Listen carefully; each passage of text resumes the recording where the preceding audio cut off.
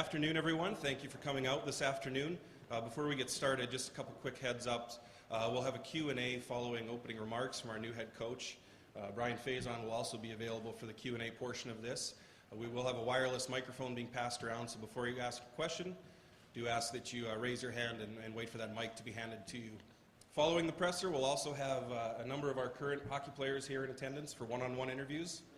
Our new coach will be available for one-on-ones, and Brian Faison will be available for one-on-ones as well. If you need any help with those, just track me down, please. So without any further ado, I would like to introduce the athletic director at the University of North Dakota, Mr. Brian Faison.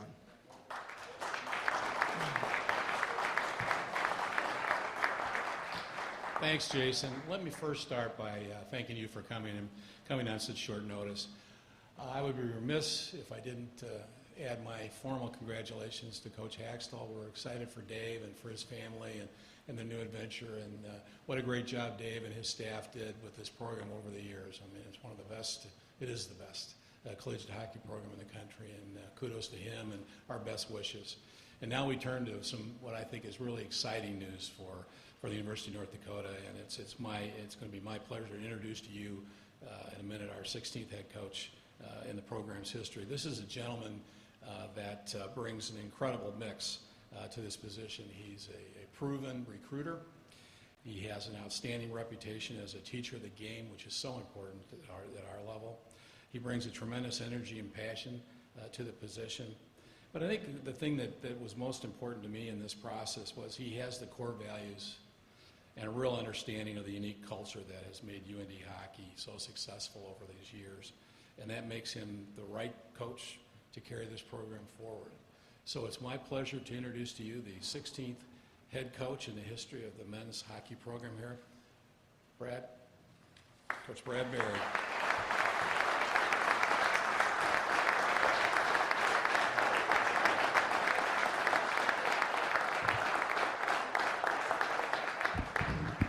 First of all, thank you all for being here today. It's a very exciting time in my life and my family's life today, and I want to thank you for being a part of it. Before we get going through all the formality here, people know me probably very well being around here a long time. I want to bring up a story about coming to UND in 1983. And when Brian talks about the culture and the tradition, it's about having people around our program that stay here and are deeply rooted in our program. But to get that story, in 1983, I was a naive 18-year-old freshman coming in here. Gino Gasparini, Dean Blaze, John Marks recruited me to come play hockey at the University of North Dakota. And one of my primary adversaries playing in junior hockey was Tarek Howard, who's in this room today. So we get to UND, and my parents drop me off and in front of Walsh Hall, and I carry my bags up. I look, who's my roommate? Tarek Howard. And that wasn't, I tell you the truth, that wasn't the best day of my life, but I tell you what, this is one of the best days of my life, and one of my best friends is here today, so I really appreciate that, along with Grant Pernick and a lot of other UND alums here. First, I have to refer to my notes. It's been a whirlwind day today. Everything came pretty quick here, and I just want to make sure I don't forget about anybody, but I'm deeply humbled and honored to be the next coach at the University of North Dakota. The bar is set pretty high here. We had some excellent coaches and guys that built the foundation and put the blocks in place. So again, I want to make sure I reach out to those, but before I do, I want to thank President Kelly, Marcia Kelly, Mr. Brian Faison, Jason Hatchdew, Danielle Earl, and all the athletic department for their support. My family, I got to make sure I mention them. Obviously, they're the core of my family and the strength. Suzanne, Brianna, Brooke, and Bauer. They put up with a lot of sacrifices. I had to move away. Once I moved away, I was here 6 years as an assistant coach. I moved away to get experience. And again, it was a value. There was a price tag for that, and they made sacrifices to leave with me, and I want to thank them for doing that. But now I'm home again, and this is where I want to be. The three people that come to mind early on here about building the program: Coach Dave Haxtell, who's a great friend of Dane and myself, and will continue to do that. He did an outstanding job of raising the bar and the tradition here, and again, he's going to do a great job in Philadelphia, and we're honored and excited for him taking that next step. Coach Dean Blaze and Gino Gasparini, those guys got the program up and running and got going, and again, I want to make sure to thank those guys, because those guys are a key part of all of our success here. We got to remember those guys. A few words that remind me of those guys and bring substance to our culture here is humility, work ethic, respect, which breeds culture. And we talk about culture each and every day in our locker room. And those guys laid the blocks for it, and we make sure that we uphold it by the players we bring in here. So what's the plan going forward? Well, it doesn't deviate from where we're at right now. Again, we got big shoes to fill, obviously, with our staff here. But again, we've been around this program a long time. We have experience here, and we plan to keep going in that same direction of building it to the ultimate high degree. And we want to set the bar and raise the bar. Staffing is a big key right now. And again, I want to pick out a few people in this audience right now that's going to move forward and be a big part of it. And one of them is Dane Jackson. Dane and I have worked under Coach Haxtell, and we have a lot of transparency within our group. That is something special that I've noticed here at North Dakota versus at the pro level, is a transparency, honesty, and trust within our staff. And again, you have to have that. With Dane, he brings a great perspective of the game. He's got great experience. He's got great rapport with our players. He's enthusiastic. And again, I want to mention that because he's a big part going forward. Mark Pullman, Pat Swanson, Eric Kupka, Dr. Greg Greek, Whitney Duden. That's our staff internally. That's the day-to-day operations. And again, if you want success, you have to have good people around you, and those people are good people. And again, lastly but not least is the people at REA here, Jody Hodgson and his staff. That's been a marriage. That's been a great marriage over the last few years. They're a great partner, and again, they are on board with UND hockey. So again, those are the people that I wanted to mention. I want to thank our players. Obviously, it was a busy day for us because the quick turnaround in what happened today. We had to be on the phone with our recruits as far as making sure, letting them know that the program's still going in the right direction. So again, it's been a busy day, but I want to thank our players for being here today, who we reached out to earlier this morning. And again, the last thing I want to mention is, there's a lot of stuff going on here as far as the head coach and assistant coaches and different things like that, but I want to make sure that you know that the real face of the program is the players. And again, what's really neat about college hockey versus pro hockey, for the most part, we get the players that we want in our program. We go out and recruit them, and we have set certain values and standards, and it's about replacing that culture so that culture and tradition keeps going. And again, those players that we get, they're an outstanding representation of what we are. So again, I want to thank the players that are currently here and the ones that are going to be coming in this fall, because that's what the program is about. So at this time, I would like to open up for questions, if anybody has a question.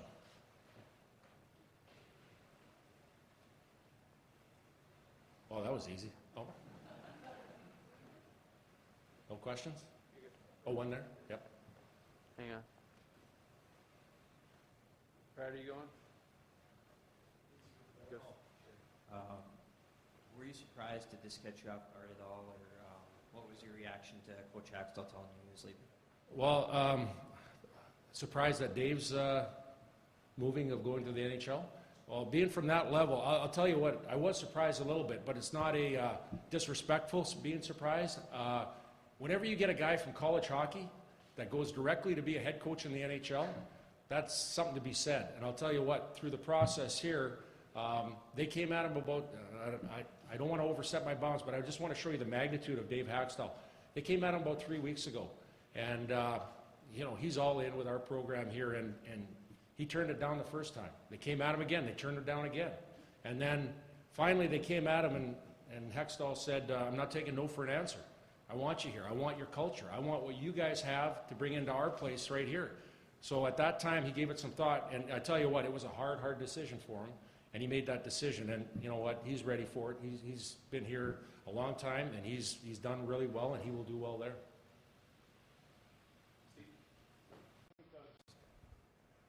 I don't think he's, there we go. Steve Manny, KBRR, congratulations on the position. Thank you. We just heard about this early this morning. Did you find out maybe last night, or did you find out at the same time as us? And how do you plan on continuing the tradition here at North Dakota? Well, you know what, it came pretty quick. I guess ultimately the final decision wasn't probably a couple days ago, maybe a day ago, to make a true finality of it. But it came pretty quick, and it came in a whirlwind fashion. That's when Coach Jackson and myself sat down, okay, here's what we got to do, and we had a plan in place about getting after recruits and different things like that so that we can maintain the program going forward. You know, the other things filtered out over the last day here, so that became fruition, and that's where it went. But it came quick. It came quick, and I have to commend the people that were in place here to have a plan in place, just as everybody else did. Brad, two-part question. One, what are your first couple of items in the very short future here? And secondly, I know you've been very close to announcing the recruiting class that would join the program this summer, this fall. How close to you are doing that? Yeah, we're real close and maybe getting that out to you, but I think the first order of business right now is to make sure that, everything is set internally with staff and everything like that. And then after that, we'll get to the rostered players. But we got a big class coming in. We got 9 to 10 freshmen coming in, significant turnover. So that means that there's going to have to be immediate teaching as far as what we bring to the table in our culture, and we'll do that. But when things settle down here over the next course of the next couple of days, we'll make sure that all the information gets out to you, and we'll go from there.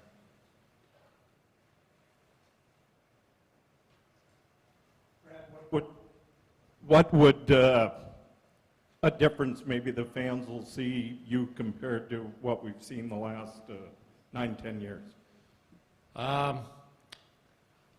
As far as a difference, I don't think there'll be a huge difference. I think the biggest thing that we preach in our culture is nobody's bigger than the program as far as mentality, and the way we play is pace of play, and we're not going to deviate from that. There might be a tweak here or there regarding different things.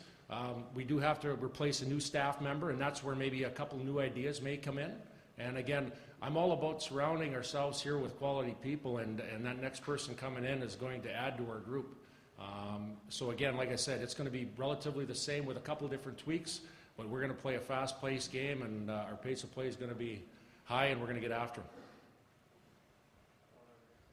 Brad, Ryan Cunningham from KNOX Radio. You mentioned that you called your recruits after this change was made. Can you tell us what the feedback was from them? What did you hear from your recruits? Were they positive about the change? Well, so far we got 100% returning, so no, it was very positive. It was very positive. Even to the, I can't divulge into a lot of different things, but even to the point of the top end kids that we reached out to, them and their parents, they were all in. And I think that had to lead to the continuity of what's going on here. Obviously with Dane and myself and the rest of our staff continuing on, that was a big part of it.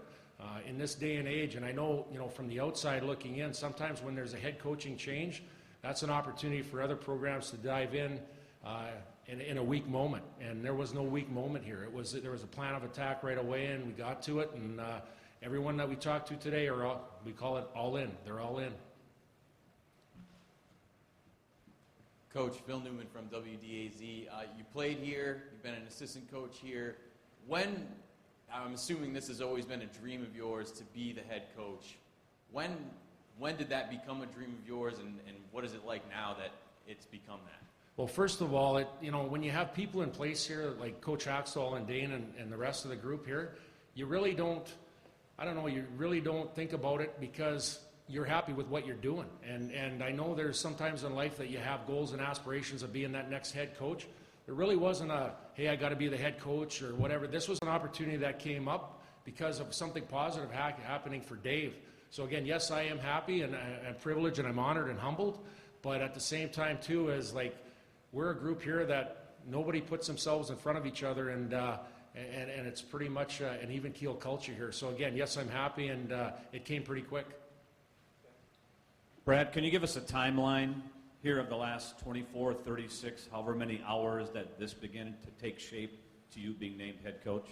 Well, like I said, over the last 48 hours, I think the ball got rolling with a lot of momentum. And before that, there was a lot of ambiguity as far as, the Philadelphia situation. So without revealing a lot of information, which I probably don't know half of regarding Dave, the last 48 hours has been pretty hectic. And again, there's a reason for that. There's people in place here that can do the job, and I'm not saying I'm the only one. There's Coach Jackson and the rest of our staff here that are able to carry on the torch and carry it and raise the bar.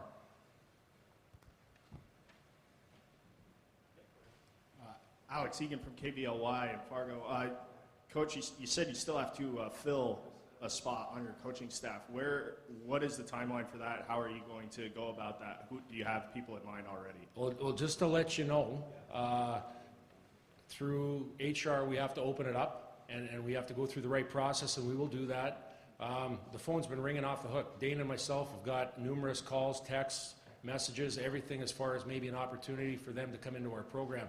We want to make 100% sure who that person is, and we want to make a detailed job description of what they can bring to the table because, again, the program comes first, and we want to make sure that that person adds value to our program. So again, there's going to be a process going forward, and we're going to go through that process.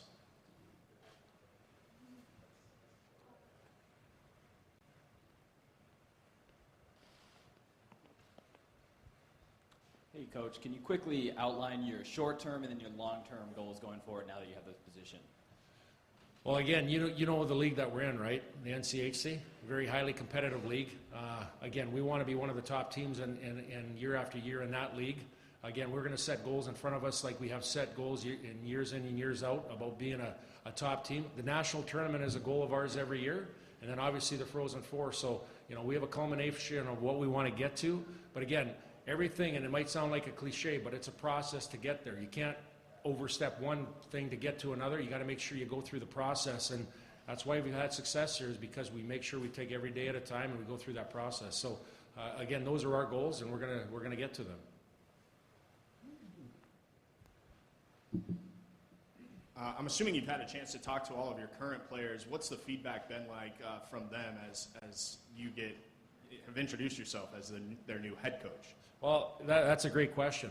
The social media is a big thing nowadays, and to me personally, being at the pro level at one time, I am surprised how quiet it was leading up to it this day with Twitter and Facebook and everything else.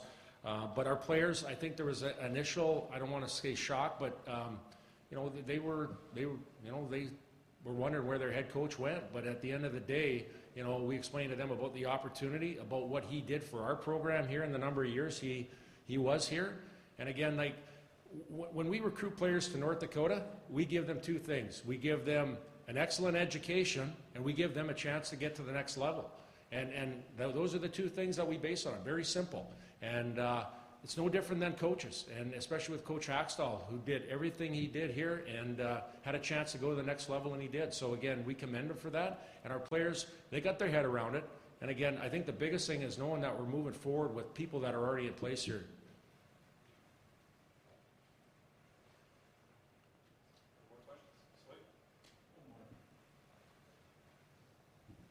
About your family, Brad, you're no longer just private person Brad Berry anymore. As you know, this position's pretty public and pretty out there. What tell us a little bit about the family and how they deal with it all. Well, you know what, I think, I know they're excited. They're excited, and they're very humble too. And I think everyone in this room knows me as far as being approachable and what kind of person I am. I think communication is the biggest thing, and I'll never forget. One of the things I learned here, but also there's a couple guys that are coaching in the NHL today, and you'll see them tonight playing in the New York Rangers, Alain Vigneault and Scott Arniel, and I learned that here too. And it's not so much about everything in life going on, but it's how you treat people and how you respect people, and that's the biggest thing that I learned, is how you treat people and how you respect people, and you'll know that from me as far as going forward here with the program. So again, like I said, it's a big deal as far as the people part of it.